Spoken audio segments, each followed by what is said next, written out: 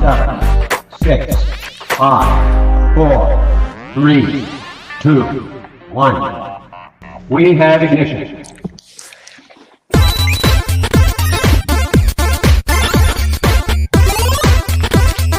The Geek Week in Review.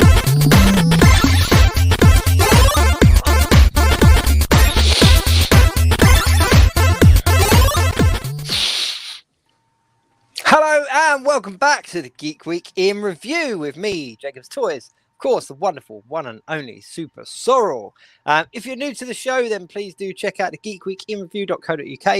You can get all our socials over there. Go give us a follow and all of that kind of stuff. But yeah, here we are, episode 81, and sort of officially the first show of 2023. Officially, really? Yeah.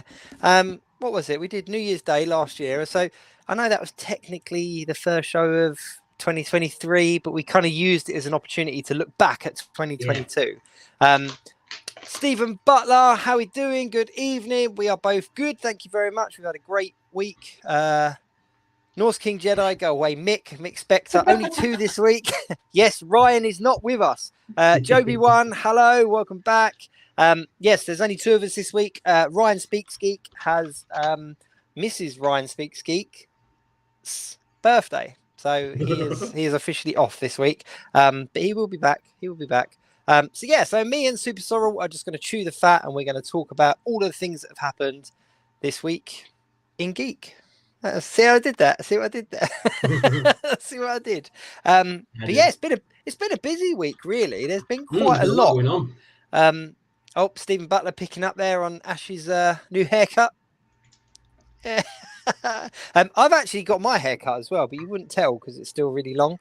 But yeah, so I have done. Stephen, love your tutorial video series you've been doing, especially the casting ones. Oh, thank you very much, Stephen. Before we get into it, the casting. So, I mean, there's some really good people out there that do some really good work, really good head casts and 3D prints and that kind of stuff. But head casting is something I've done for a while, just the resin casts, when I wanted to kind of, if I wanted to do a custom, but I didn't quite want to use that head. So I was like, looking at a way, and, so I got into a bit of casting, and people always kind of said to me, like, oh, can you show us how you do it, or can you show us how it's done? And it is a relatively straightforward process to do that kind of, I want this head and I'm going to make a duplicate of it. So I had the skull and the pumpkin were the 2 that I wanted, because I'm building a diorama. So I've got about 20 pumpkins and about 20 skulls now. So they're a bit of a pain. But no, Stephen, you're more than welcome. I'm glad that you appreciate them. So Mick picks up there looking fresh for Florida. Sorrel. Go on, let's just talk about it now. My hair was that long, I had to shave it down. It's like 28 degrees out there. I'd have been roasting. So I had a nice fresh trim ready to go on holiday. It is. Although I don't know what it's done to my eyebrows, but they're not showing up on camera now. What's going on there? Sorrel, don't lie to us. You went there, you got them trimmed, that's it, all the tweezers are in. So obviously Sorrel is going to be in Florida next week. He is going, the lucky bastard is going to be back in Disney. So hopefully, we're just talking before we went on, we're hoping that he's going to be able to tune in as normal, just from Disney. Can you do that though? Are you allowed to live stream from Disney? Gosh, they encourage it. It's like when they have like free Wi-Fi, and they encourage you to tweet along, send pictures all day long. That's what Disney loves, man. Oh, it's amazing. the most tweeted place on the planet. But my plan was to like find a little bar somewhere that I could plug my phone in, and then just like try and do the show as normal as I can from some random area of Disney World. Amazing. Bonus points if you can get a character in the live stream. if we can have a special guest from a character, that would be bonus points. I'm hoping that Ryan's here next week, because my plan would be to keep dropping in and out, but then keep appearing in random locations. Like, so like if it's quiet, I'll jump on like the People Mover, which is like running around the top part of the park, and so I can just be like live streaming along as I'm on this little train ride. That'd be amazing. Just on like It's a Small World. That's me. What's up, guys? Big from the mountain, guys. Amazing. So let's jump in. Let's talk about what's gone on this week. So I don't even know where to start, really. Should we start figures or TV and stuff like that? I think TV and movies, there weren't really much in the way of figures this time, although I was trying to look before the show, and there's not been that much announced. There's a few things.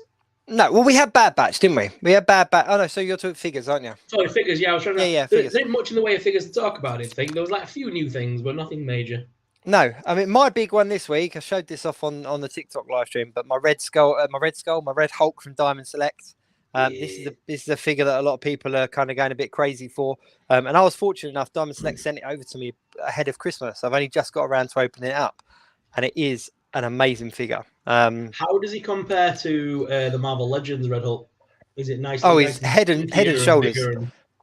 I haven't got a Red Hulk to hand, but I have got this guy from the Venom pack. So that's like the Monster Venom Buck, but you can see there, like it is head and shoulders above. Like because we've said before, it's so much bigger. Legs are great for like certain characters like Hulk and Juggernaut because they're meant to be bigger than the Marvel Legends ones sometimes. And I think Hulk's a great example of that. Yeah. But talking about figures, Norse King Jedi. Let's talk about game. So for anyone that isn't UK based, Game is a retail store over here. It's a brick and mortar store that provides us with computer games. I actually worked for them years and years ago, but they also do a lot of collectibles. They've kind of turned into a GameStop, haven't they? Like GameStop over in America do all the collectibles. Game really kind of went that route, but then they went bust and they've been bought out by another company, but they're still around, and I don't know, it's a big hoo-ha of business. But they've done a lot of sales, haven't they? So I know Ryan picked up the Spider-Man helmet for 30 quid, for £30, picked up the shield for £30. They had the Infinity Gauntlet in there for £30. And recently up on the website, they posted the Renew Your Vows 2-pack. What were the other ones? What was the other packs? There was 3 in total. There's the Renew Your Vows, and there was a couple of others, but they were big 3-packs, and they were posting them for like 15 quid. Wow. Yeah. Mick, I could see you in Game, Jacob, actually. Yeah, I was a deputy manager. I was a deputy manager of Game for about a year and a half. Yeah. Total waste of time. So these ones that have dropped online, has anyone actually got them in hand yet? Because I know Game can be notorious sometimes for putting stuff out and then cancelling at the last second. No, so they shared them on the groups. So everybody shared them. Oh, Mojo, that was it. Peter and Ned. Thank you very much, Mick. Look, the Null Venom 2-pack, the Peter and Ned pack, and the Mojo. But yeah, so no, they haven't. But there has been a few people posting about them and saying that basically they are legit. And it's clearance stock and stuff like that, but I just don't know how. I don't know how, like the Renew Your Vows, and if you look at a lot of kind of YouTubers and a lot of collectors, the Renew Your Vows Spider-Man came out on top for a lot of people as the best Marvel Legends figure of 2022. I even did a poll on my Instagram, and I got people to recommend their favorite Marvel Legends, and then I took the top 8 and I put them in 2 separate kind of semi-finals, if you like. And then took the top 2 out of both of the semi-finals to battle it, and Renew Your Vows came out at the top. So it's a really popular figure. So to see it, crazy. Yeah, to see it in the bargain bin is really surprising. But supposedly it's a legit thing. It's a legit thing. So we'll see. It'll be one of those things, won't it? Stephen Butler's put in the comments there that he picked up the D&D figures in his game today. That's awesome. They've just kind of sneaked out the new D&D stuff. It was on Amazon as well. Amazon have got them in stock now as well. They're just sneaking out. I think I've got a feeling they'll be in the discount bin within a few weeks because nobody knows they're out. And we talk about the comic book or like the animated series. The movie ones, I believe. Oh right, okay. I believe these will because I know Amazon have got the movie ones. I'm guessing Stephen, was it the movie ones or the cartoon ones? I'd be intrigued to know. Because I know the movie ones have been on Amazon this week, and they're already kind of discounted in America, which is odd. I think that they're, much as I hate to say it, I think they'll go the same route as the Ghostbusters Afterlife figures. It's difficult when you get kind of a wave of figures that are solely for a particular film that isn't necessarily like the old animated. Oh wow, figures. the animated ones. Okay, that's they're awesome. sold out everywhere. Scar. Yeah, that's a real good pickup. They're ones that I really want to get. I saw them at MCM. They were in the cabinets at MCM. I spoke to Emily about them and stuff. And yeah, we talked about them, and they look really good. But yeah, I don't know. Lightning collection popping up cheapest chips everywhere. Yeah, the Lightning collection has gone really cheap as well. I picked up a few of those in TK Maxx over the holiday. They were ridiculously cheap in there. It's a bizarre time. But while we're talking about figures, we're talking about action figures, and I suppose we're talking about Hasbro. There was one bit of news that came out this week that kind of rattled a lot of people's cages, and it was one of the well-known retailers over here shared with us all that they had a. Well, have you found it? No, I remember this comment there. This conversation sparked some wildfire, didn't it, this week? It really did. Yeah. So one of the well-known retailers popped a post up on some of the groups and on their Facebook page and that, saying that they had received a message from a handful of their wholesalers with the things that were coming out, and at the top of the list was HasLab Galactus and HasLab Razor Crest.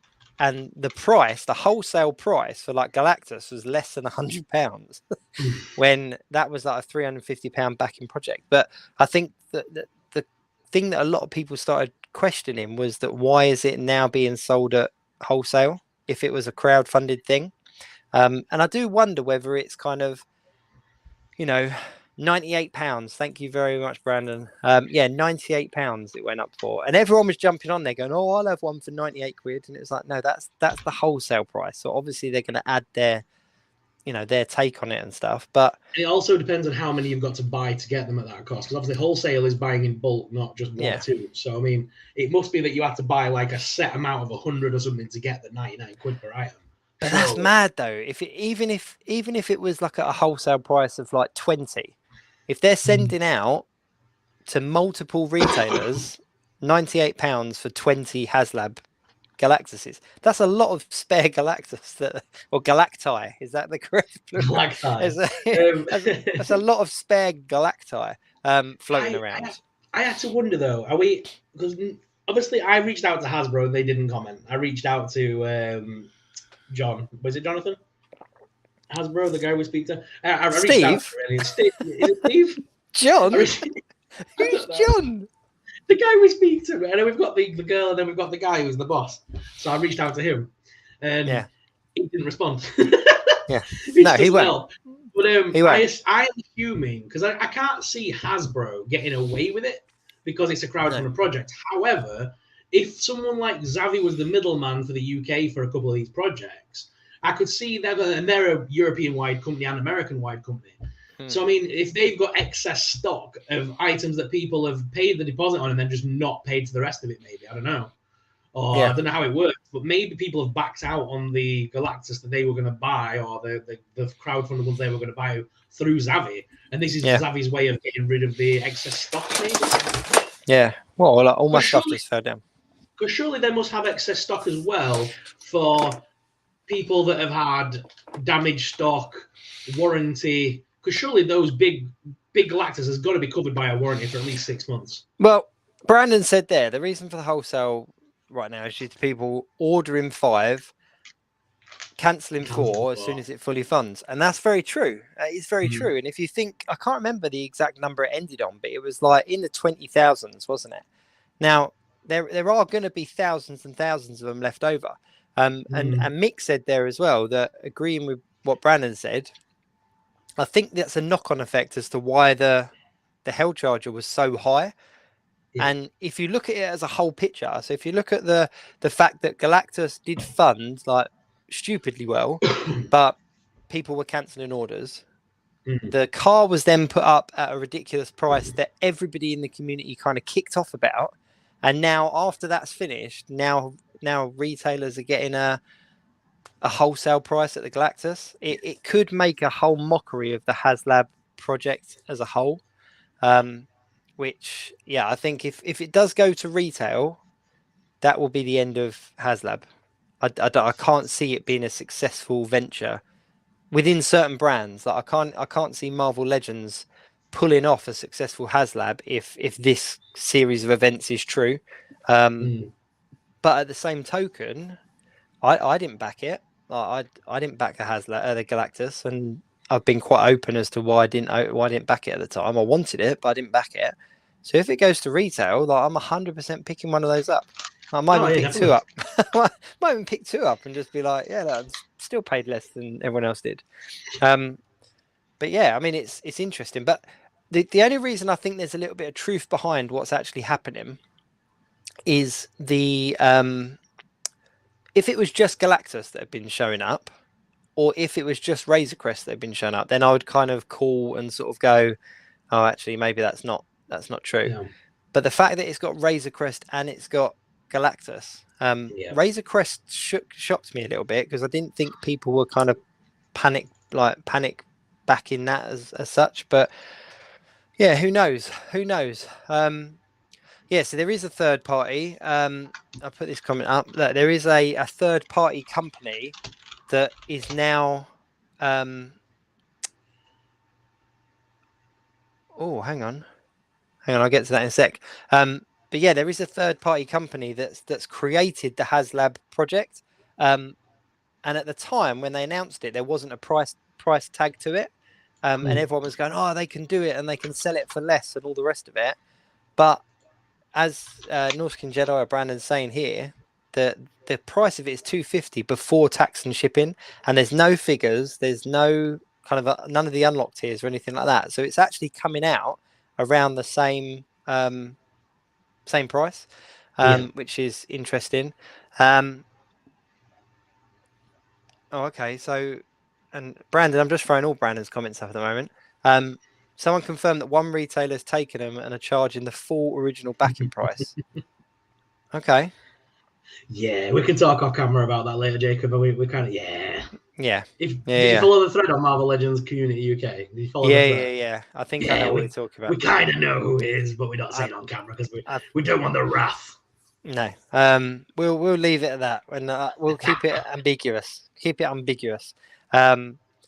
But yeah, I mean, it's an interesting one. It is an interesting one. I think that it's definitely going to direct the direction of HasLab. I really liked the HasLab idea when it came to the Sentinel because it was something new. It was something that we hadn't had before. And it was kind of like, we're going to get this great big figure if you back it. And it was all kind of exciting, wasn't it? Plus, we were in lockdown and everyone was kind of just sat there with like twiddling their thumbs. And, you know, it was like, oh, yeah, okay, let's back this. I didn't expect to see a HasLab for every single thing. We haven't had a Power Rangers one, have we? Not that I'm aware of.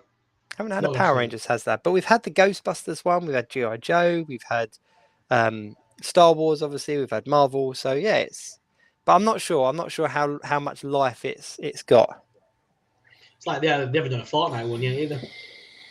No, but what would you do for Fortnite? Like a battle bus? Yeah. Can you imagine? 6-inch scale battle bus with the. Oh, I'd buy one of them bad boys. Just hanging from the middle of the thing. But yeah, like Megazord, like in the comments there, like yeah, I mean it kind of screams HasLab, but yeah, they didn't. So that's the thing. When you think everyone's doing that thing again, when you think of HasLab, it has to be something big and amazing. It could just be a wave of figures that wouldn't sell at retail. It could be a bunch of Boom Studios stuff that from the comics that wouldn't necessarily sell. Yeah, kind of niche. Shall I tell you what though? I honestly, here's my prediction now, and I'll say it on the live stream. If I'm correct, then you can kind of call back to this. But my guess or my prediction with the Marvel HasLab is that the next one is going to be much lower priced and much smaller. And it will be exactly that. It will be something that can't be a regular release, that's too big for a deluxe kind of release, but is affordable, that will get the back in. So something like a Fing Fang Foom for £200 or £180 or something like that. Can I call it? Go on then. I reckon it's going to be Indiana Jones on the 11th because it's a couple of days away. We've got the Indiana Jones announcement. Yeah. I reckon it's going to be the role play item. I reckon it's going to be the Ark of the Covenant. Okay. As a HasLab. Just like they did with the Ghostbusters thing and they filled it full of stuff and made like different things for it. I reckon it'll be the Ark of the Covenant with loads of stuff inside of the actual Ark that you could use with your figures and stuff. That'd be cool. Call it. That'd be cool. That would be cool. That would be very cool. So yeah. Speaking of figures, though, I went to a new brand this week based on your recommendation. Yeah, Jada man, they're Toys. awesome. Jada Toys. I haven't opened mine yet, though. But this It's is awesome. this is going to be my werewolf by night. That's who that is. Some cool little accessories in there, though. Oh, mate, give me 1 sec. You're going to get them out. Let me go get him. See that in the box, out the box. But they haven't done a werewolf by night. And having speaking to Dan at MCM, and I asked whether there was going to be some. I asked if there's going to be any werewolf by night figures, and his answer was essentially not anytime soon, but it's definitely something that they're thinking about. So Sorrell pointed me in the way of this guy, and I was like, yeah, this is werewolf by night without a doubt. It's a 6-inch figure. It's fully articulated. It's articulated the same as Marvel Legends, and it works. It works as a werewolf by night. So yeah, I'm going to put him in my kind of my dark and put him alongside things like Blade and Moon Knight and stuff, and then have myself a little werewolf by night. Another figure that I got as well while Sorrell's getting his Universal Monsters, I finally got the Amazon exclusive Gore figure, which I was relatively surprised about. I kind of slept on this one for a little while because I was like, I'm not sure about it at the moment, but I actually thought it was really good. Yeah, I know no one's listening to me. I'm trying to talk, Mick, but we are all just looking at Sorrell's booty. Like, you are right there, Mick. I don't know if he can hear us either, but I'm going to leave that comment up just so that he can see it. I was trying to fill the time, but we're all just looking at that. I was trying to find the Werewolf by Night figure to show you the comparison between the two, the Marvel Legends one and the other one. I don't know where I've put the bloody Werewolf by Night Marvel Legends in. He's vanished on my shelf. Maybe the other one ate him. Anyway, if you want the link to Sorrell's OnlyFans account, it is available in the description of the video. No, it's not. Yeah, there you go. He's cool. He's a cool figure. He is a cool figure. Yeah.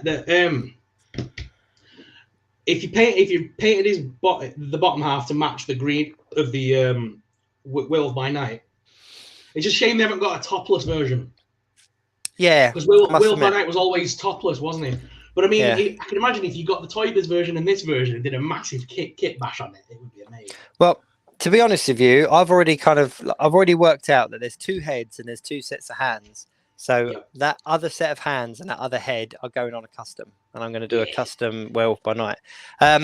Norse King Jedi. While you talk about Power Rangers, I've got to show this off, but Diamond Select sent me a nice little kind of goodie bag before Christmas, and it had this. I don't collect mini mates myself, but this is the 30th anniversary mini mates kind of DVD mock-up box. It's really cool, really cool. As a Power Rangers fan, this is something that I'll just kind of keep in the box. I actually got it alongside my VHS boxes, the Marvel Legends VHS boxes, but it is pretty cool. But mini mates are kind of a thing that I play with my kids and stuff, but they're really cool, all metallic and everything. But that's the Power Rangers anniversary kind of VHS thing. But what I really liked about it is it's got like Hasbro and Diamond Select on it, because obviously Power Rangers are Hasbro, aren't they? So it was like, oh look, my 2 favorite brands coming together to make this little thing for me. I tell you what I got this week, and he's awesome. Last Ronin. The Last Ronin Teenage Mutant Ninja Turtles figure. That's awesome. Absolutely awesome. That is awesome. He's a great figure. Just to answer your question, Mick, the price range of the Werewolf by Night figures are around £20, and they're 6-inch scale, so they scale perfectly with the Marvel Legends. They are literally the same size, same articulation. I've done a review of literally every single figure in the range now, and I've compared them with NECA and Marvel Legends, so you can see the differences and stuff. And they are top-notch figures. They're quality. They're on par with Marvel Legends, very, very much. Like, they're very decent figures, really. You know what, Sorrell? All that comment from Mick, all that tells me is I thought he was your mate, but clearly he's not watched your reviews. Like, that's come on, Mick, don't expose yourself. Like, show your support to Sorrell.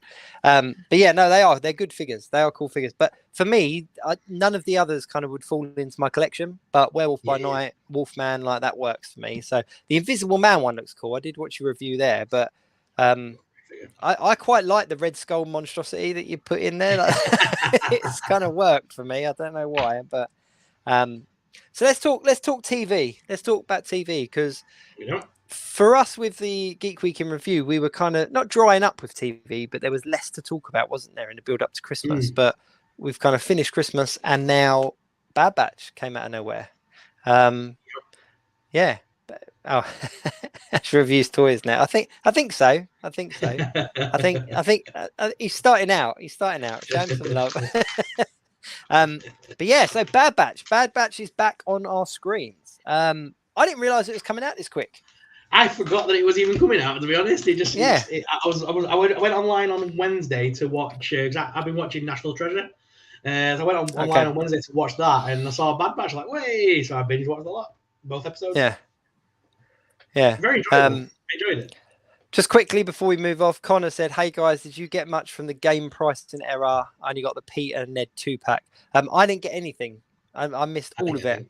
I missed absolutely all of it. I didn't need any of it though. Like I have it all already, and although we kind of pay over the top when it comes out, but I didn't want to be greedy and kind of go on there. I'm annoyed though because I did get a Peter Parker from that 2-pack on the groups, and I paid more for that figure than people were paying for the 2-pack, just because I needed it for my Stan Lee custom. I'll grab him actually just while I'm here. But yeah, my little Stan Lee custom. It works. So I cut the bottom of the shirt off and I painted the collar white, and it works perfectly. I'll change the shoes out as well, but it looks more like Stan than it does than the standard. It actually wears that outfit in a couple of the pictures and stuff that we've seen of it like that. It's actually wore the outfit, which is cool. The yellow trousers and the green trousers and the green sweatshirt. Yeah, so I was kind of like, well, that's a no-brainer, really. So even if you don't use it as a Peter, do a little head swap and you've got yourself a Stan Lee.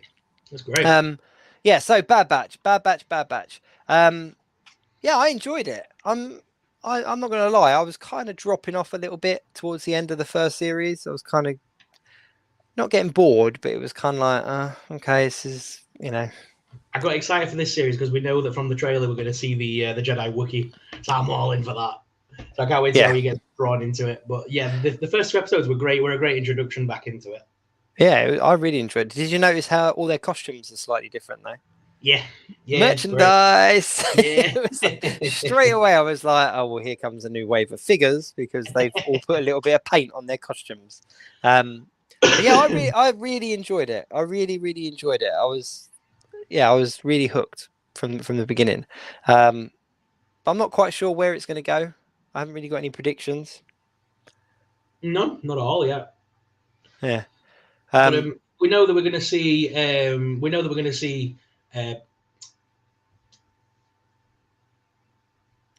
Star Wars. What's it called? I know who you're talking. Cody. Cody, no, not Cody. Cody's the bad one. The one that talks kind of like this, but not as deep. Sounds more like Wrecker. That sounds more like Wrecker. It does. I'm letting you shoot. Rex. Bloody hell. I was letting you stew for a little while. I'm not even the Star Wars guy, and I'm just going to let you stew. Commander Rex. We're going to clearly see Rex because he was in the trailer as well. So he's going to send them off on some wild goose chasey mission. It's going to all build up to something again. But yeah, these are the kind of starting episodes. There's usually 2 or 3 in there to get you back into it. Yeah. Joby One there in the comments. Where's Crosshair? He is definitely coming back because there's been promotional artwork for him. His is the only costume that stayed the same as Series 1, just that black costume. Yeah, I enjoyed it. It was fun. And I like the animated shows. I'm not going to lie. So I was pleased to kind of have some more animation on board. Steven's asking what do you think about National Treasure? It's really good. I'm really enjoying it. It's weird not having Nicolas Cage in it. Not gonna lie. Obviously National Treasure was Nick Cage, but the girl that's doing the sort of like main Nicolas Cage stuff, if you will, she's pretty good. I'm enjoying it. It's a good story so far. How many episodes have you got now? Because I haven't started it yet. Oh, I think we're on about 5 now. I think. Okay, so it's good time for me to jump in. Yeah, I didn't. It was one of the ones. It's definitely bingeable. If you get into it, you'll enjoy. Like, if you get into the story. Yeah, it's very easily bingeable, and each episode's only about 20 odd minutes. They're not long episodes at all. I really enjoyed the films though. I'll be honest. Like as far as the films are concerned, though, they're kind of my not guilty pleasure watches, but like when you You have Easy something that you can watches. that's it. You can put it on, you can enjoy it, but you don't have to pay too much attention. So when I found out they were doing a series, I was like, okay, this is cool. Is there a particular thing that they're chasing after, like there is in the films? Because the films Yeah, were yeah. very So there's specific, weren't they? yeah, so there's a whole there's a whole backstory, and they're basically chasing some treasure, some lost treasure that's from Mexico and sort of like Latin America. And yeah, it slowly untangles bit by bit. Do you remember the FBI agent that was in it in the films? Yeah, Who was yeah, like yeah. chasing him down. So yeah, so he's back in it, and he sets them all off kind of on this mission Oh, before okay, he passes cool. away, kind of thing. So it's a very cool start up, and then yeah, it follows this. It kind of it's in the same universe as National Treasure. You see Riley. Riley comes back for an episode. We haven't had any Nicolas Cage yet, but I guess I reckon he'll be like the post-credit season kind of thing if he's ever going to be in it. He will. But Can you imagine if we're he on- was the big bad guy in it? Like That'd be awesome. We're on Or 5 he's- episodes so far. Yeah. Vampire Kiss. Haven't seen it. Oh God, Vampire Kiss is so bad. Yeah, it just looks so bad. I didn't bother. I did It watch is so bad. It's good. It's funny, but it's bad. Have you watched the one where he plays Nicolas Cage? No, What is he it plays called? himself in the movie. Yeah, it's on Prime. I watched it the other day. Oh, It's actually no. really funny. Like the something of unbearable talent or something like that. If anyone in the comments remembers the exact name of the film, but we have to go find that then. the pressure and weight of unbearable talent or something like that. But he kind of plays a movie version of himself, if that makes sense. Mhm. But it's really cool. It's a really fun film. It's got Pedro Pascal in it as well as the kind of the right hand man. Basically, he's a really big Nick Cage fan, so he hires Nick Cage to come over and like work on his script. But Nick Cage is kind of undercover for the police, for the FBI or whatever, to basically work out what wrongdoings he's doing. There you go. The unbearable weight of massive talent. Thank you very much, Andy. But yeah, it's a lot of fun. It is fantastic. Yeah. It's just a lot. If you like Nick Cage, it's Nick Cage kind of parodying Nick Cage. Like in his head, he has flashbacks to like younger versions of himself and stuff. It's just really funny, really funny. And it's one of them ones where it's not too difficult to watch.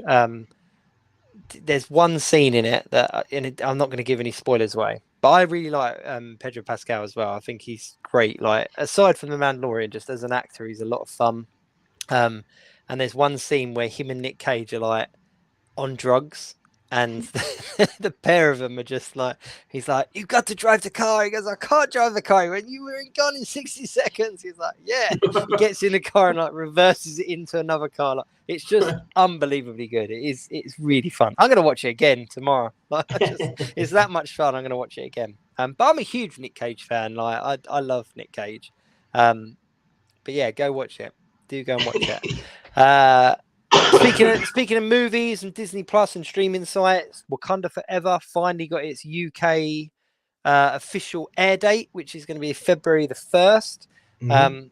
So surely there's not many people out there that haven't seen it now. Like have you not? Did Not you been not yet. see it? No, Sorrow, I've like, not come been to on, cinema man. yet. Have I you haven't been to not? cinema at all. I just don't go to cinema anymore. Like I was contemplating going to see Avatar 2 before I go to Florida, and I just can't go around to it. If it was on streaming, I'd watch it now. Yeah, I'm guilty of that as well. I am guilty of being a streaming guy now. Yeah, I do massively enjoy being able to watch stuff from the luxury of my own home. But yeah, it's just a really good film.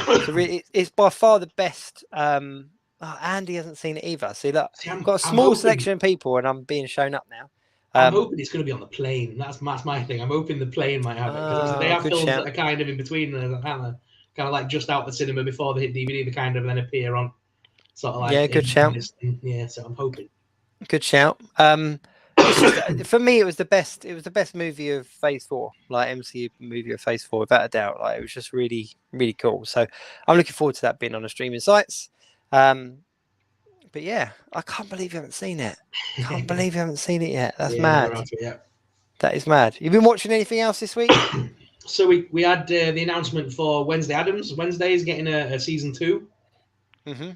mainly in thanks to the popularity of TikTok. That's really helped it, I think. And she That's even crazy, mentioned isn't it? that in the trailer. Did you see the trailer for the series 2? No, I haven't. So they put a little teaser together, and she's kind of like narrating it, going, "I even had my own television series, and I did a dance, and now it's famous on TikTok. Apparently, she like references the real life and stuff. It's Oh, wow. very meta. But yeah, she even references that she's popular now online, and she hates it. Yeah, it's yeah. So I'm I looking think forward what's to that. Season 2 is going to be another good series. Season 1 was brilliant. yeah, it was just very yeah, it was you know, I I think what made it so good is I think it kind of hit everyone sort of out of nowhere. Like they talked about it and there was a lot of announcements about it and stuff, but there wasn't a lot of talk about it before it happened. It was just one of these like, oh yeah, we're getting Wednesday. And then it came out and it was just fantastic. Like absolutely fantastic from beginning to end.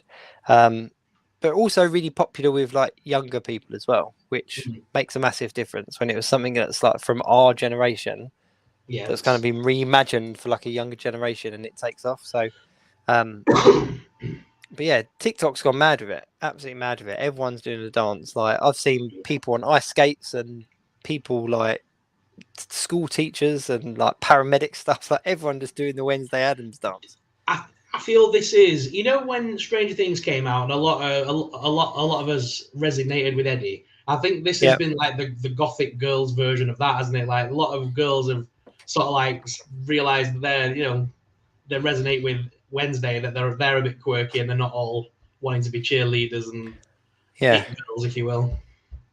Hang on, I'm gonna have to just throw this up. Mick, I don't know whether you're trying to bait me here or you're being serious, buddy, but was the worst film of Phase 4. Come on, it couldn't have been the worst thing of Phase 4. Like, we had some monstrosities in Phase. We had Love and Thunder in Phase 4. Like, come on, it was better than Love and Thunder. But love you anyway. So, but it'll take some beating for me because I mean, Doctor Strange was my favorite Phase 4 so far. I haven't seen Black Panther yet, but yeah, I think Doctor Strange took more at the box office as well. Ooh. I think Spider-Man's not Wave 4, is it? Is that end of Wave 3? No, that wasn't Wave 4. Yeah, that wasn't Wave 4. That was like last. That was Christmas before last. That was like, yeah. It's still awesome. Mick Bates Spectre. Yeah. But yeah, no, it was good. It was good. But I'll tell you what, watch it, then we'll talk about it after it comes out on Disney Plus. We can talk about it. But yeah, it just feels like a real blank canvas this year at the moment. Like there's not. There was one point last year where it felt like there was just so much kind of stacked up, ready to come out. Whereas now we've got that little breathing time. Like you say, there's not many pre-orders coming out. There's not many figures coming out. There's not many movies kind of hanging over the, ready to come out. I mean, we've got Ant-Man coming out soon as well. Oh yeah. Look forward to that. Not long either. February, no. Yeah. In February. Yeah. There's so many films this year. Have you seen the list of films this year? Come on. So starting in January 6th was Megan. Then we've got Ant-Man Quantumania, Creed 3, Scream, Shazam, John Wick, Dungeons and Dragons, Evil Dead, Mario Brothers, Guardians of the Galaxy, Fast 10, Little Mermaid, Spider-Man, Transformers, Flash, The Elementals by Disney, Indiana Jones, Barbie the movie, Teenage Mutant Ninja Turtles. It's all coming out. Marvels. We've got a Craven. We've got another Ghostbusters film, Wonka, Dune, and Aquaman. All supposedly scheduled for this year. Aquaman may be a bit tenable now, but all of them scheduled for this year releases. I thought Aquaman. Oh no, Aquaman is being made, isn't it? Is it still being made, that one? Is he kept Aquaman? I'm sure. No, I'm sure this one's coming out, but then there's nothing else after that. What is the point? Just scrap it at this point.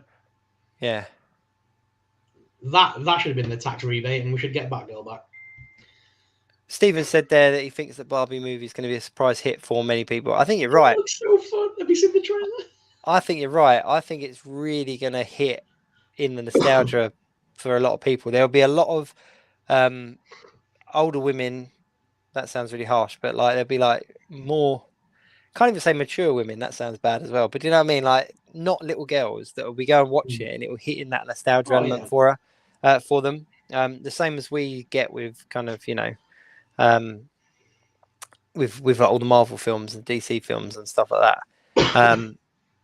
Yeah. Did you see all the trailers for the movies that are coming out that are coming out soon as well? Yeah, wasn't a new one for Ant-Man yet. I think there will be. We'll probably get like a last-minute teaser trailer before it does come out. But yeah, a lot of trailers came out. Scream's an interesting one though, because that's got Jenna Ortega in it, hasn't it? It has. And it's, am I right in thinking that it's kind of a rebrand? It's not a continuation, is it, from the last one? I've not really seen much about it, to be honest. I wasn't a massive fan of the last one. I love Scream, but the last one didn't really do much for me, to be honest. I did it not. See, for me, it kind of closed the loop. Yeah, I'm guessing this has kind of got to be. It's got to be something new, hasn't it? It can't just be another continuation because that would just. Yeah. Shazam and Flash, Mick pointed out there as well. Yeah, Flash is the one DC film that's still on the cards. It's still 100% coming out. They actually revealed his Ezra Miller's costume for it the other day in like a teaser poster as well, which was quite cool. But I really think they're going to use it as the way to wipe everything clean. I'm still upset about Batgirl. Not going to lie. I've still not fully got over the fact that we're not getting that Batgirl film. So the new trailers this week, did you see them? We've got Evil Dead Rises. That dropped this week with a Red Band trailer. And the best looking film of the year, I'm sorry, but Renfield. Did anybody see Renfield? No. So Renfield is a film that's coming out, and it's Nicolas Cage is playing Dracula. Oh, yes. And the trailer dropped for this week, and it looks ridiculously like over the top and funny. I'm well excited for that. It looks ridiculous. And Nicholas Holt's in it. He's playing Renfield. And basically Dracula gives him like these bugs to eat that'll give him like superhuman powers to like so he can do things during the daytime when Dracula can't get around and stuff.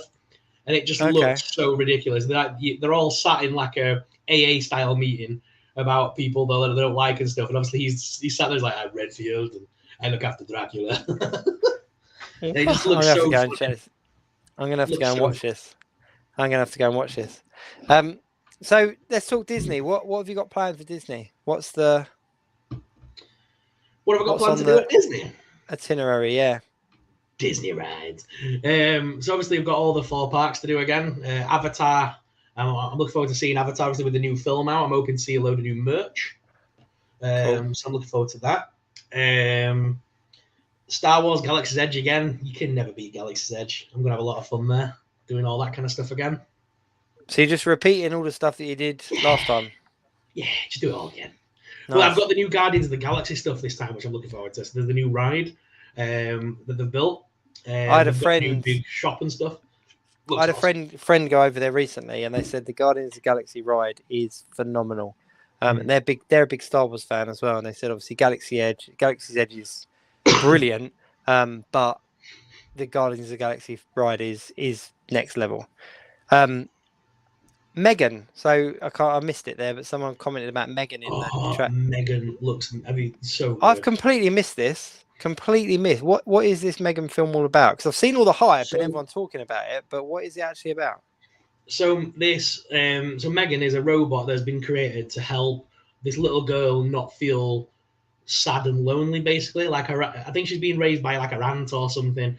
I think that there's gonna be some like sad story behind it, but basically this doll's meant to look after her. But anyone that basically crosses this little girl, Megan deals with, and obviously she takes it literal as a robot. So like I guess it kills people and butchers people and things like that. Obviously, but yeah, it looks so cool. It's a horror film and it just looks awesome, like on par with like Chucky and things like that. But obviously Megan's more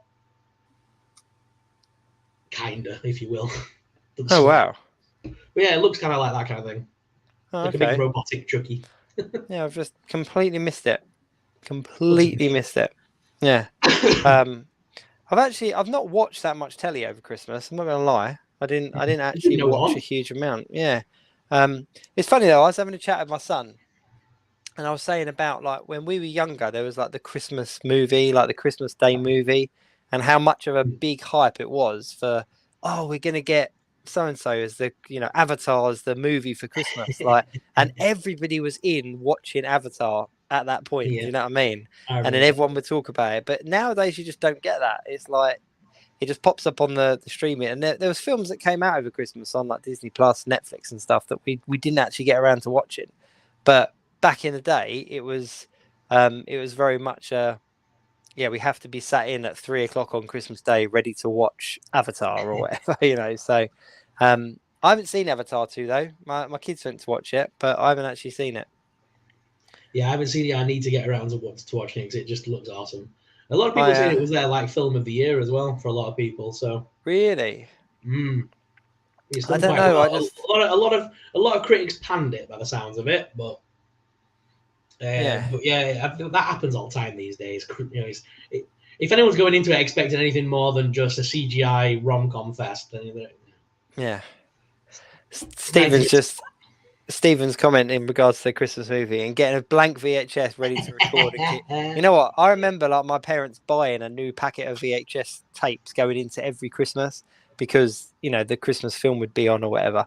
And then he says here as well, and getting the pens out. No, see, I always used to do the little stickers that you got. Remember little stickers you used to get in there, and you'd get like the alphabet and the numbers, and then there'd be like a random, like I don't know, like a VHS sticker or like a musical note or something. Like, yeah, I used to love that. And then you would get, oh, look, I'm really going down it now. And then I'd get like a bootleg VHS tape from the market or whatever, and throw away the tape and the insert, and then make an insert for my Christmas movie. And then the key to it though was that little plastic square, making sure you broke that off, because otherwise some bastard would record over it. So if you broke that little square, it's how I saw the Lost Boys for the first time. I think I've told you this story before, but my parents recorded it for me off the telly. And because of the stop-start, they cut out like the rude scene. So it was like, it wasn't even a sex scene though. It was just a bit of kind of like tops off cuddling kind of stuff. Do you know what I mean? But you didn't see anything, but they cut that bit out. So there was a whole film about vampires like biting into people's heads and eating maggots and all this kind of stuff. But then they got to the bit where kind of Star took her top off and they went, oh no, this is a bit much for our son. Let's cut this bit out. And they cut that bit out. And for years, that was my go-to version of the film. And then I got it on DVD years afterwards, and I sat down and watched it, and I was like, what? There's a whole scene and it wasn't much, but their editing skills of pause and like stop and pause was so good that I never even noticed. But yeah, it like blew my mind in like my late 20s. I was like, hang on, there's a whole nother scene that I've never seen in Lost Boys. And I was just disappointed it wasn't even a very good scene. Like, at least make it another kill or something. Like, it's just, oh, okay. I had a bit of a cuddle with their tops off. I think I've told you this before. Like, I was introduced to so many films because of taping back in the day. So, like, do you remember when you used to be able to set a tape to long play? So it would record like 8 hours. So my dad would there'd be like a film on like South Park or whatever, and he'd set it recording for me on Sky Movies, and then he'd go to bed. So obviously that tape was just recording all night long. So as a kid, I'd watch the film that I recorded, and then I'd be like, hang on, something else is coming afterwards. You'd fast forward, and it'd be like, it was the film that I remember like seeing for the first time as a kid was Friday with Ice Cube.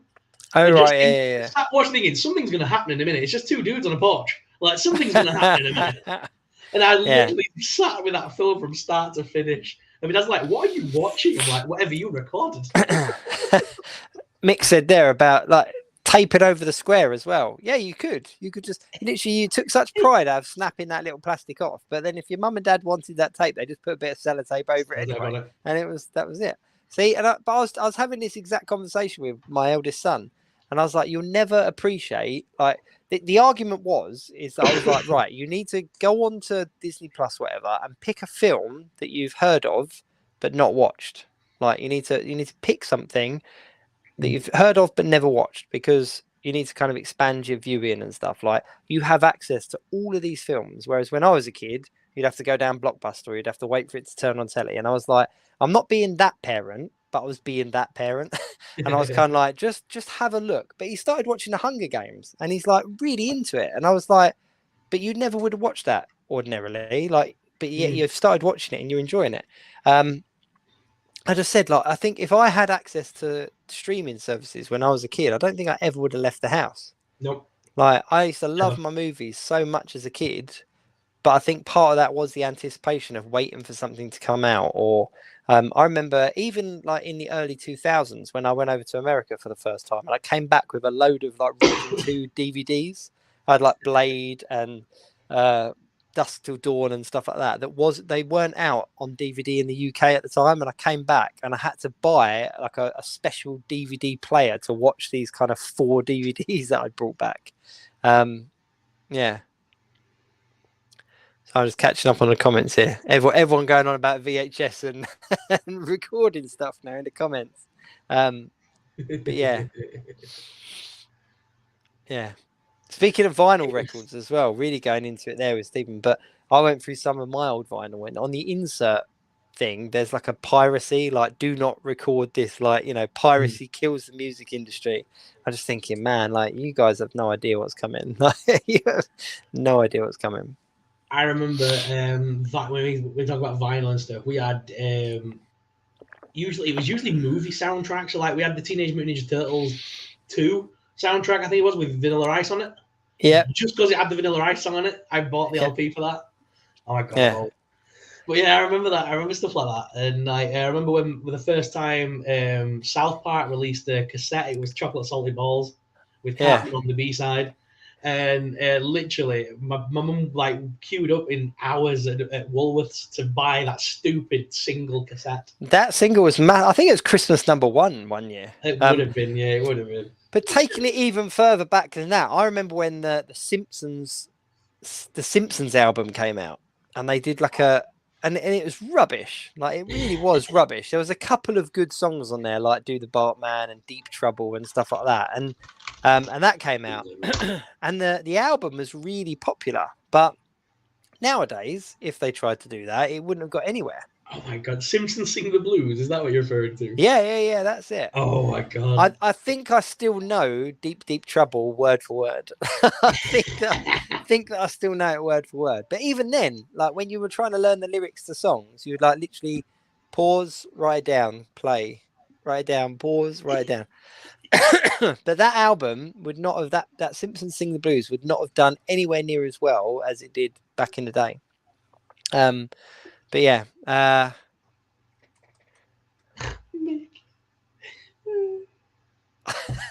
Mick learning a tape trick.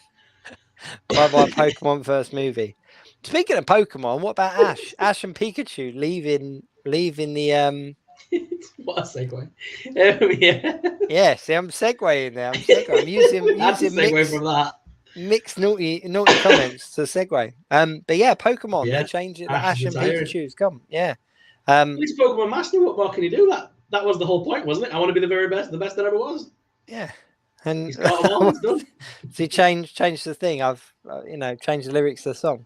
But yeah, my son was like, "Oh man, like Ash and Pikachu are leaving Pokemon," and I said the same. I was like, "But has he not like completed it, mate? Like it's like Pokemon completed it, mate. Like, you know." There was the really cool episode. I watched the Japan dub because I hate the English versions of Pokemon. They're so annoying. Yeah. I hate his voice. But so I watched it, and like, there's a bit where like Pikachu's not strong enough to take out the big baddie. So he sees like in like he's, I'm not sure if it's in his head or whatever, but like all the other Pokemon that have ever been a part of the team are sort of like giving him like a little pep talk, but none of them speak obviously. So like Butterfree's like, like they're all just making noise at him. It's the weirdest little scene ever, but it's awesome. Did you watch the Pokemon movie where Pikachu spoke? Yes, no. That was weird. That was the remake second film, wasn't it? They did the Pokemon I Choose You, and then the second one, where it spoke, I think. Yeah, I can't remember which one it was called. I wasn't a fan of that. I was watching it with my son. I was like, hang on, this doesn't sit right with me. This is this is not does not sit right with me whatsoever. But no, I think it's funny, and the reason I segued on to kind of VHS and stuff is because you saying that you've not been to cinema, and for me, the cinema was such a big thing. Look, we're going down, Andy, now to live TV. Oh, Mate, just the dirt. Like, let's talk about Eurotrash while we're at it. Come on, let's just go. No, It was Jesus. just there was some bad television in the 90s. There was some bad television. That's it. All I can say about that. When Channel 4 was still a bit edgy. That's it.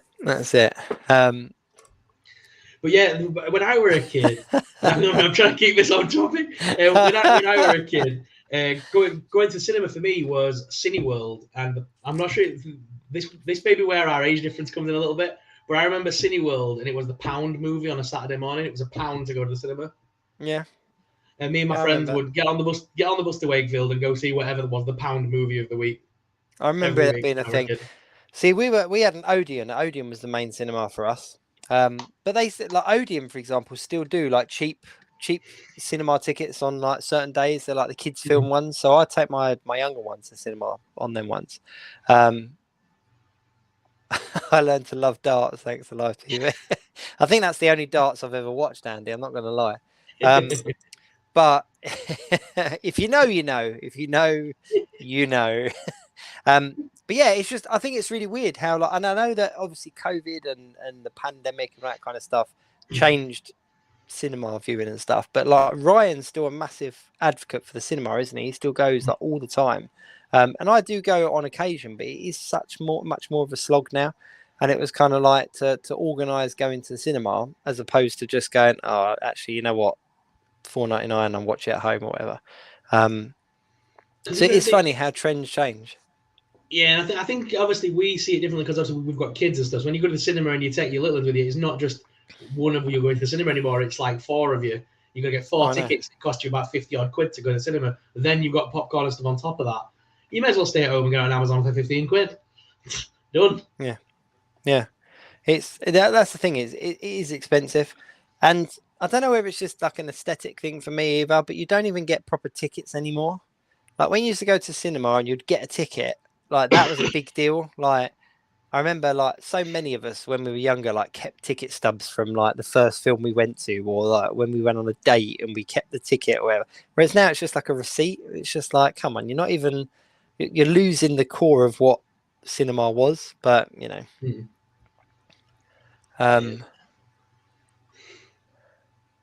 so I'm just trying to catch up. Just trying to catch up with things. But yeah, I think I haven't even got in my head what my film for 2023 is, what I'm looking forward to. Super Mario, I think, for me. Yeah. I'm excited to see what they do with it. Just because obviously so many people have tried to tackle that over the years with cartoons, live action, and it never worked out well. So I'm hoping to see what they do with it. This film looks more in keeping with what Nintendo's vision, like the whole level idea, Smash Brothers, Mario Kart. Seems to be definitely in keeping with that. So like keeping it within the games aspect. Yeah. I think it's Guardians for me. It's not Bob Hoskins running around in a sci-fi universe. You know what I'm saying? I love that film. I'm not gonna lie, I absolutely loved it. Absolutely loved it. That to me, I wanted those shoes, and there was action figures that went with it as well. And I specifically remember that. Have you still got them? I've still got them. I've got the Mario and the Luigi one. No way. I used to have the Koopa, but I've lost his jacket for him. But he had the big like fur jackety thing on, or like the big jacket that they wore. My friend had the lizard one. I had the Koopa head one with the little Koopa head. My friend had the lizard one. But yeah, they were cool figures. I still got them. I used to have, when I was like younger, I swear I used to have like the two henchmen and King Koopa as well. That's awesome. I just remember those figures. I remember picking them up. I think I got them from the market, but they were like, it was one of the ones where I got like Mario and Luigi at the same time for $2.99 or whatever it was at the time.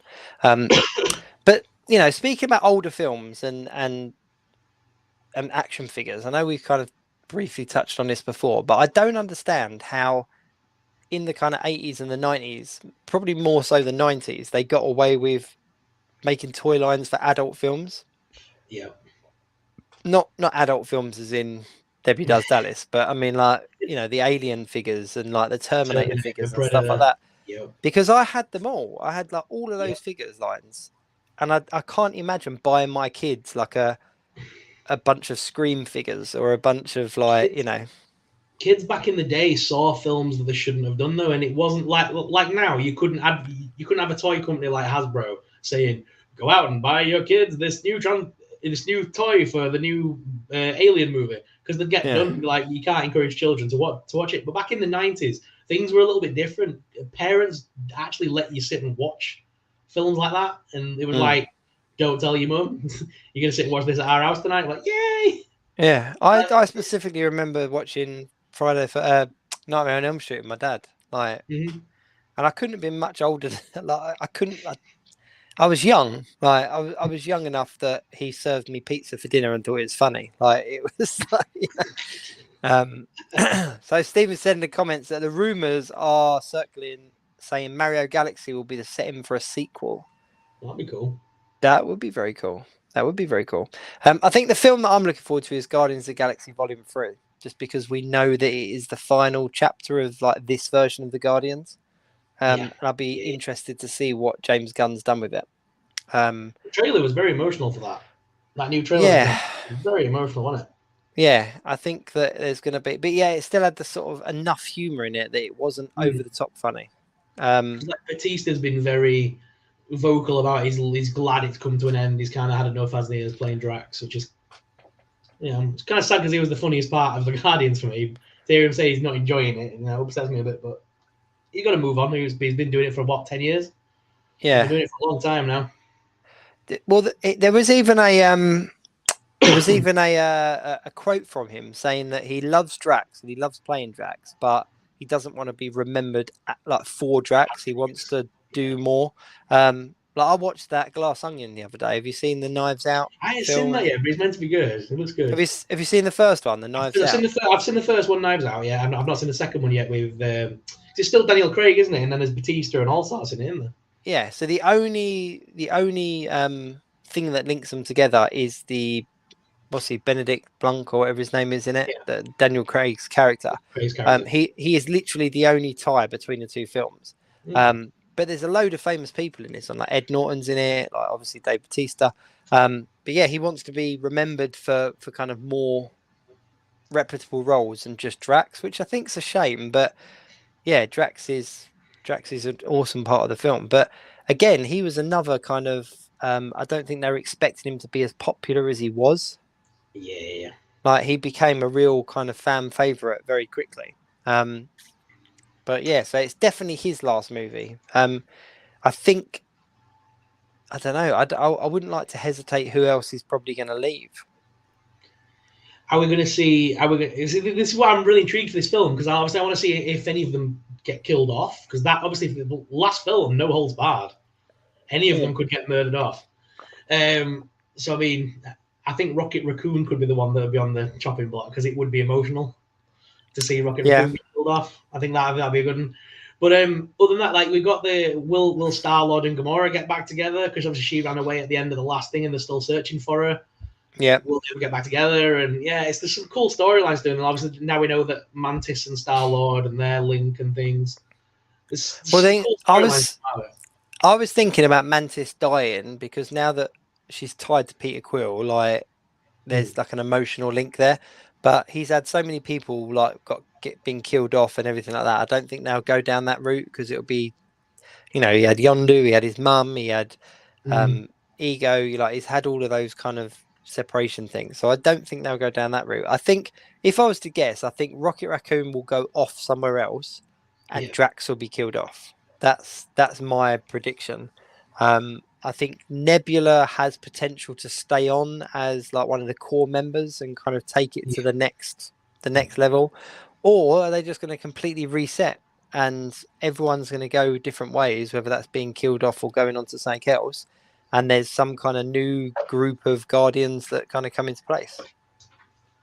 Yeah, because in the comic books, there's like a revolving door of members of the Guardians of the Galaxy. So I think Kraglin will probably stick around, because he's kind of become the new like Ravenger aspect of the group, hasn't he? So I think Kraglin will stay around.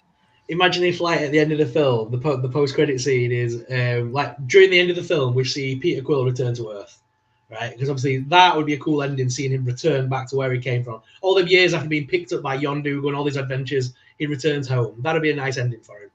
Yeah. And obviously then the post-credit scene is just showing him in a bar. He sits down, and he orders a drink, and there's a girl at the side of him. She starts talking to him. He's like, "Sorry, what's your name?" And you know where I'm going with this? Yeah, I know exactly where Kitty you're going Pryde. with this.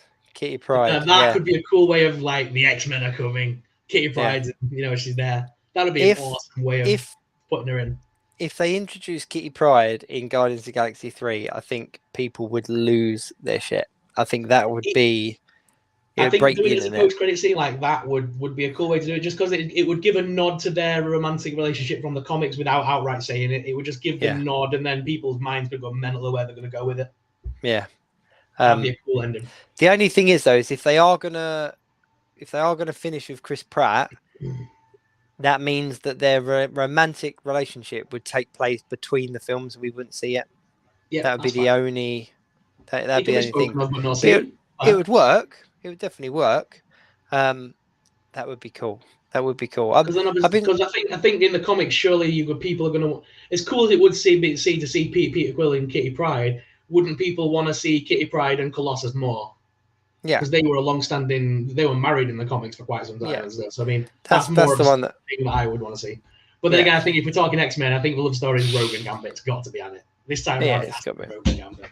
Yeah, has to be hands down. But no, I think Kitty Pryde would be a very awesome inclusion and a very good way of kind of bringing it in, because we've had 2 mentions of the X-Men so far. We had one in Miss Marvel and we had one in She-Hulk. And that's it, isn't it? They haven't mentioned them anywhere else. Nope, that's it. No. And there's all these rumours as well. Like, so Doctor Strange had Xavier. Yeah. Okay, you actually saw Xavier. Yeah, but I meant Xavier. But that was a different multiverse, wasn't it? It was. Yeah. I'm just having a look. Do not bring in. Yeah. Sorry, Mick. One other thing as well is the whole Secret Wars talk. People are already talking. Have you seen popping up on all the kind of information websites and that? They're talking to kind of Marvel alumni kind of characters, people that have played characters in other places, and whether they would come back. So everything from Robbie Reyes in Agents of S.H.I.E.L.D. to the original Fantastic Four cast and stuff like that, asking them whether they would kind of return as their characters in this film. And most of them are kind of yeah, I'd love to. Of course you'd love to, because you did Marvel before it was really cool. Yeah. It's but yeah, it's just so I'm really curious as to who we're going to see in this film, and what are they going to try to make it bigger than Multiverse of Madness? It's going to be like a Multiverse of Madness meets Infinity War, yeah, Multiverse of Madness in space. But yeah, I am really curious as to what they're building up there, because there's already talk and there's already speculation and people mentioning whether they've been in talk with Marvel or whether Marvel have approached them and stuff like that. So I'm really excited for where things are going. I'm quite excited for Phase 5, to be fair. I am quite excited to see what happens in Phase 5. Me too. So we are getting close to close of the show. Should we do some toy news? Yeah, let's talk toy news. We've not had any toy news yet, and we've got a little bit to talk about. I've got a few things here for us. Yep, let's get on to toy news. We're just ranting about movies. Bring us back on topic. Stay on target. Stay on target. Just killing time while I can slowly build up to get this little picture on. There we go. Boom. So, did you see this announcement this week? Or late last week, I think it was. But the Power Rangers the Lightning Collection Remastered is coming. Yeah. Wasn't this a leak? This was a leak on some exec's desk, somewhere in Hasbro. And obviously went to the internet like wildfire. We're obviously going to get the Mighty Morphin re-released. Well, we don't know. We're just speculating. But obviously they started with Billy. I wonder if they'll split them up or whether they'll do a complete line. I don't know how they do it. Like remastered, would you do all the Mighty Morphin together and then all the others together? So what's actually different about these, apart from the effect pieces around the feet? Is there actually much difference? I believe with that's the figures? I believe that's it. I'm not I've got the blue Power Ranger, but I can't see a massive difference in it. And maybe the blue. It's an artist rendering shot as well. Don't forget that isn't even the actual right. product. So that's the thing when you can't see the figure in the box. But Yeah. the big effects pieces are brand new, and obviously this is Power Rangers Archive Wave, a bit like what Marvel's done, a bit like what they're all doing. This is their version of like way of letting other collectors that are new to the line jump in and get the original figures that came out first. Yeah. I must admit though, like those effect pieces were really cool. Like if they do those cool. with all of the different characters in all the different colors, I would definitely be up for picking them up just for those effect pieces.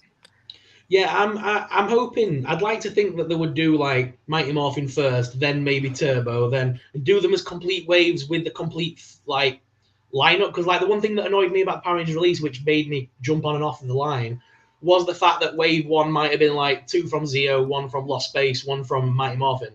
Yeah. And I was only interested in a certain line. Like if they're able to sell me all the Mighty Morphin in one big go, then I'm happy days. I'm in. Yeah. But it's the same as if they're like recently they did that Amazon box set, didn't they? And there was like all of the Ninja ones all in a box set. That's a cool way of doing Power Rangers, in my opinion. Yeah, they can charge a little bit more for it as well. I completely agree, and it's the same for me. Like I was collecting when the Lightning collection first came out, I jumped on it, and yeah, I was really excited for it. But by the time I completed the team, I was ready to get rid. I was kind of done with the line, and I sold them on. But no, I think I might go back and pick these up. I think I might pick them up. I mean, I've got the metallic ones, and that was kind of my way of kind of reintroducing my Power Rangers into my collection again. But if they're going to do this, and they all come with some kind of effect piece like that, then I would definitely invest, because the effect pieces alone are worth having, because to get effect pieces that kind of size and that kind of shape are quite costly anyway. So yeah, I'm all up for that. Yeah, definitely. All up for that.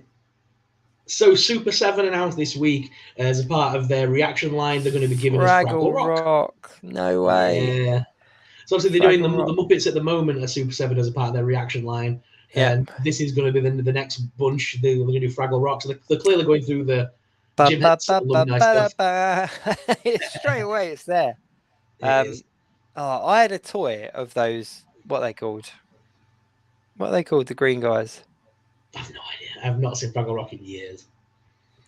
They've got a particular name. It's gone now. Quick, someone in the comments remind me, otherwise it's going to really do my head in. But the green guys have got a name, like the type of animal, like kind of creature they are. But I had one, and it was about 8 inches tall, maybe, and it was like a squishy dozers. Thank you very much, Stephen. Yes, dozers. And it was like a squishy almost, like before squishies were cool. I had it for years and years and years. I used to love Fraggle Rock. I could get behind this. I could really get behind this. Oh yeah.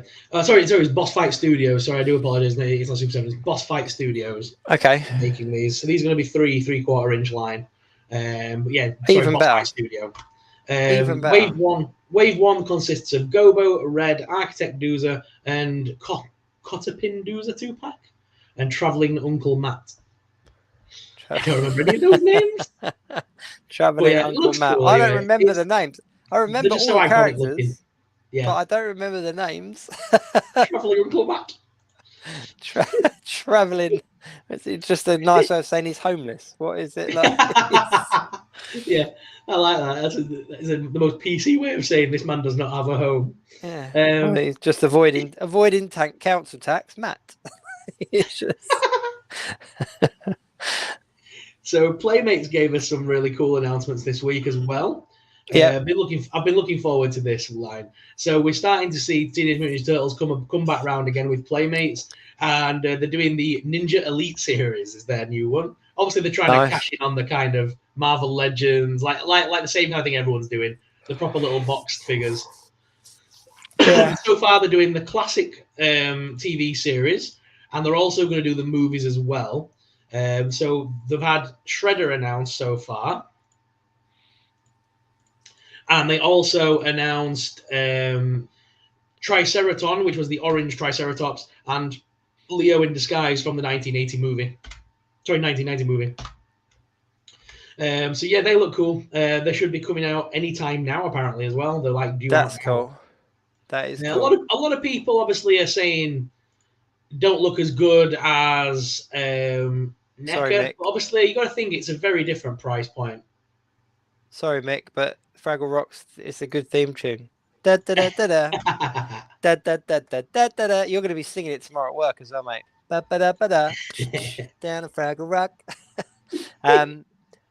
Shall I tell you what I did see in B&M? Those what are they? Which are the ones that have been shown up in B&M? So BST AXM. Yes. So By Well Subjects. my one had Bebop, Mhm. and then I saw the other day Raphael as well. And I was tempted. I'm not going to lie. I was really tempted because they're decent size. They're about 5.5 inches maybe, and the articulation's good on them and everything. But I was kind of like 15 quid. I'm not sure if I could really go. Yes, that Raphael. I've got them. So this is Mikey. Mike. Yeah. I've got all four. I've got all four of the turtles. I'm still hunting. Yeah, I'm still hunting. There's Casey Jones available, and there's Bebop and Rocksteady available. Yeah, so I've got Bebop in my one. Nice. Bebop's in my one, but I don't know. I might go back and pick them up. And because have you seen that the turtle vans are popping up as well? Yes, I did see that. Because the van, I reckon, could because the original turtles that fit in that van were about 4.5, 5 inches. I think these guys would scale with it pretty well. Yeah, so I'm going to try and think you're right. I'm going to try and get the van and do like a display with those guys in it. That's my plan. Yeah, good. Yeah, no, I might go and pick them up. It was one of them ones where I'm kind of like, I'd like if they had all four of them available, I'd pick all four up. But I don't want to pick one or two up, wondering whether I'm going to get the rest of them, because they're the kind of thing that if I could have the 4 turtles, excuse me, then I'd be up for it. But what's B&M, mate? But that was the thrill of the fun. But that was the thrill of the thing, wasn't it? I mean, I remember like Mick will vouch with me when we were messaging each other when Batman stuff came out. Yeah. And everyone was hunting Batman. And now it's kind of come full circle to obviously Batman DC stuff's back in B&M now for like 15 quid, and I think they're even down to 12 quid in a minute. So I mean, the DC Multiverse stuff keeps coming into B&M as well. So it's really cool. I like the thrill of the chase, me. So if someone says to me like, "Oh, this certain figure's out," I have to go buy it, and then I'll hunt the rest down. I kind of like it. I love the thrill of the chase of it. It's one of the only stores that we have over here in the UK where we do get that opportunity to kind of have a bit of a hunt, because things show up really sporadically. I wouldn't even be surprised, right? I would not be surprised if in a week's time we went to B&M and saw a Galactus on the shelf. I wouldn't even put it past them, to be honest. Mate, can you imagine a headline? Galactus just sideways on top shelf somewhere, 90 quid. For like 59.99 or something. It's just, oh mate, that would be a death blow. That really would. Yeah, but I'm tempted to pick them up. I'm tempted to pick up them. Did we have any more toy news? Was there anything else big that came out? Come on, let's get some more pictures up. So my personal favourite is not normally something we would discuss on the channel, but I think with the popularity of it, I want to talk about it. Go on, you know, I love these things. So Living Dead dolls announced Wednesday. Yes. It comes with thing as well that sits on the shoulder, which I think is awesome. Nice. Yeah, I've shoved in a pre-order for that straight away. As soon as they announced Wednesday, I'm like, yeah, pre-order. I'm not surprised. She'll stand next to Sam and Elvira on my shelf. Yeah, I'm not surprised. I'm actually more surprised that there wasn't a figure line that jumped on it. You know, like Stranger Things jumped on it, didn't they? Like, I'm really shocked with the different creatures and stuff in the show. I'm really shocked that we didn't see a figure line. I reckon NECA will jump on it as part of the horror series of figures they do. She'd just fit into that line. I could see them doing a Wednesday Addams figure, definitely based on the Wednesday TV series. It does seem to fit there, doesn't it? Mm-hmm. As a part of their cloth retro version as well, so they could stick some real clothes on it as well. Yeah, I think that'd do well. So I think this is the first Wednesday kind of figure-esque merch that I've seen. So Living Dead dolls have done dolls based upon the animated ones. So they did Gomez and Morticia in a 2-pack, and I believe they did a Wednesday and Pugsley 2-pack, if I'm not mistaken. Oh, right. Okay. So they have done a. I'm sure they did a 2-pack. I'm going to quickly double check now. Adam's Family. I'm pretty sure they did one because I know they definitely did Morticia because I wanted the Morticia one, but the Gomez one did nothing for me because it was based on the cartoon Gomez and it looked a bit meh. All right. Oh, they did Uncle Fester in it. No, they didn't do it. They didn't do a Wednesday. I don't think by the looks of that. Right. It was Gomez. It was Gomez and Morticia, and then a what do you call him? Uncle Fester in it. Okay. Fair point. Fair point. So this sorry, you're right. This is their first Wednesday kind of thing. Yeah. It'll come. We'll have a Wednesday action figure line. There's no two ways about it. Oh yeah, definitely. But there'll just be some cool figures as well. Like some of those monsters would be really cool. Oh yeah, I've been stopping myself going to Smith this week because the new monster high dolls dropped. Based on the new version of that, and like Draculina, and they're all like based on the Universal monsters, and I had to stop myself from going to like 30 quid a pop. But anyway, DC Multiverse gave us a look at Mr. Freeze. He's coming up for pre-order anytime now, if not already available for pre-order. But yeah, Mr. Freeze is coming out for DC Multiverse. Looks cool. He's going to be in the wave that also comes with the Nightfall Catwoman in the pinky purple suit, Hush Batman, and then there's a new Joker as well coming out that we saw a couple of weeks ago as well from Infinite Frontier, which is that really lime green Joker hair. But yeah, he's going to be in that wave of 4 figures. But yeah, just finally getting Mr. Freeze. I love Mr. Freeze. I feel sorry for anyone that's like a multiverse completionist because those figures are just dropping all the time. Yep. There is no breathing room at all. I try not to. I buy characters that I like straight away at retail. Ones that I kind of go, I might get eventually. I wait to drop in B&M. Yeah, well they do, don't they? And it's so like Demon, King Shazam, Green Lantern. There's loads of them I've picked up in B&M for 12 quid rather than the full 20. So I usually go for Batman and his villains at retail, and then the rest I'll pick up cheaper. Cool. That was it for Toy News. It was a bit of a quiet week this week. Yeah, it is that kind of calm before the storm though, because like even with Marvel Legends, there's a couple of kind of waves that are hanging where we had like the 3-packs announced, like the X-Men 3-packs were announced, weren't they? They went up for pre-order and things like that. And we got that Spider-Man 3-pack as well that was announced ages and ages ago that's coming out this year. But I would not be surprised if they do a live stream very soon where they announce a whole bunch of new figures that are coming out, because there is not much of a backlog. So, let's not forget, at the end of this month, it's only a few weeks away, is Toy Fair 2023 for London. Oh, yes, Hasbro are in attendance. So the 24th to the 26th, from Tuesday to Thursday, Olympia, London, in the National Halls, there's going to be the Toy Fair. Over 260 companies are attending this year, including Pokemon. There's Hasbro's on the list. McFarlane's even on the list this year.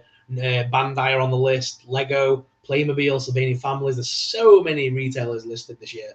It's going to be a big show, I think, this year. That's cool. That is cool. So we're going to have a lot of news come the end of the month. Oh, yeah. Funko usually drop a lot there. Funko drop a lot at London, usually. Yeah. Doesn't even look like they're going to have enough space to do so now with all those other brands there. I know. The Funko stand were always massive as well because they had all the lounge flies and all the other stuff that they'd make. It was always a massive exhibitor stand. Exciting times. Times. Cool. Okay. Right. Let's round it out. Let's finish it up. I already just turned the light off. I'm like, it's night time. Let me turn the light off. No, I'll turn it back on. We're not finished yet. I actually just hit it with my foot and it turned it off. So go home, Jake. You're drunk. Right. But yeah, I mean, I think that's about it this week. Bit of a random mix. Do appreciate everyone in the comments. Nice bit of back and forth with people in the comments there. Always more fun when you guys join in and give us stuff to talk about. But we are entering that kind of dangerous territory now of 2023 where we are just going to get reveal after trailer drop after series start. So the Geek Week in Review is hitting its busy time coming up. So next week, obviously, we've got Ryan Speaks Geek will be back in the studio. We'll be back in the stream. But SuperSorrell will be in Florida, so let's look forward to that one. I can't wait to see what you bring from Disney. And like I said, bonus points if you can get a character in the stream. That will be, and they don't have to be next to you. They can be behind you. They can be in the, but if you can get a character to say hello in the stream, even better. That's extra bonus points. But yeah, that's about it. So obviously, as always, geekweekinreview.co.uk is the place to check out all the socials, give us a follow, all the rest of it. Yes, as people have started saying in the comments, have an amazing time, Ash. We do look forward to checking in with you and hearing all of those things. But yeah, so that is about it for this week. Check out the website, give all the socials a follow. Much appreciated, as always. So until next time, keep it geek.